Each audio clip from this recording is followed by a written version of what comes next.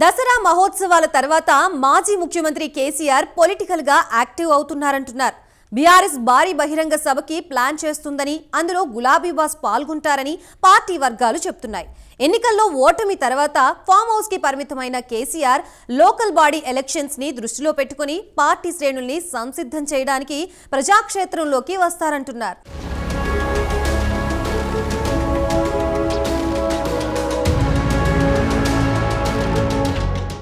ఎన్నికల ప్రచారంలో భాగంగా కాంగ్రెస్ పార్టీ వరంగల్లో రైతు డిక్లరేషన్ సభ నిర్వహించింది.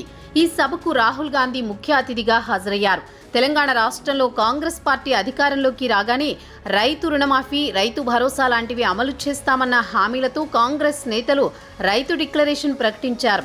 అయితే అధికారంలోకి వచ్చి 10 నెలలు అవుతున్న రైతు డిక్లరేషన్ అమలు కావడం లేదంటూ రైతు దీక్ష పేరుతో రాష్ట్ర వ్యాప్తంగా హరీష్ రావు, కేటీఆర్ సభలు, సమావేశాలు నిర్వహిస్తున్నారు. ఆ క్రమంలో దసరా తర్వాత భారీ బహిరంగ సభకు సిద్ధమయ్యింది బీఆర్ఎస్. ఈ సభకు రాష్ట్ర వ్యాప్తంగా ఉన్న రైతులందరినీ తరలించడానికి సన్నాహాలు చేస్తున్నారట.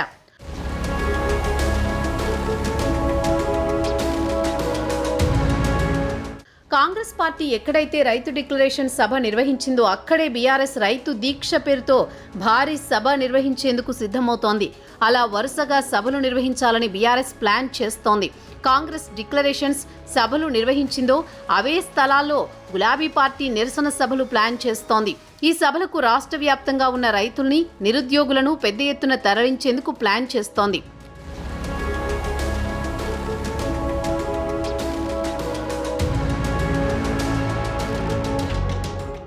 ప్రతిపక్ష నేత ఫామ్ హౌస్కే పరిమితమవుతున్నారని కేసీఆర్ పైన పెద్ద ఎత్తున విమర్శలు వస్తుండటంతో దసరా తర్వాత రైతు దీక్ష పేరుతో జనంలోకి రావాలని ఆయన నిర్ణయించుకున్నారట.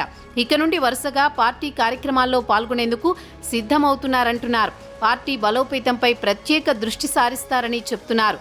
పార్టీ అధికారంలో ఉన్న 10 ఏళ్లు గులాబీ బాస్ పార్టీ సంస్థాగత నిర్మాణాన్ని పట్టించుకోలేదు. ఇప్పుడు ఆ లోటు తీర్చుకోవడానికి నూతన కమిటీలు ఏర్పాటు చేయాలని, ఈసారి అన్ని వర్గాల వారికి, ఉద్యమకారులకు ఆయా కమిటీల్లో అవకాశాలు ఇవ్వాలని భావిస్తున్నారట.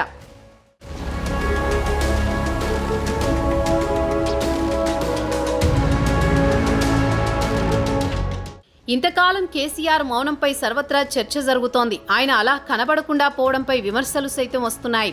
ప్రతిపక్ష హోదా 100% నిర్వహించి ప్రజల తరపున మాట్లాడతామని చెప్పిన కేసీఆర్ ఇంతవరకు అసెంబ్లీలో చర్చల్లో పాల్గొనలేదు.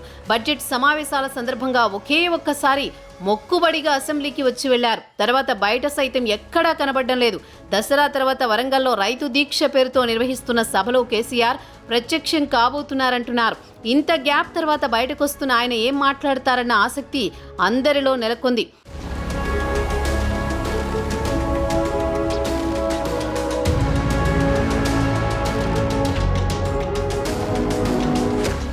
అసెంబ్లీ ఎన్నికల్లో పరాజయం పాలైన బీఆర్ఎస్కు లోక్సభ ఎన్నికల్లో మరింత పరాభవం ఎదురైంది.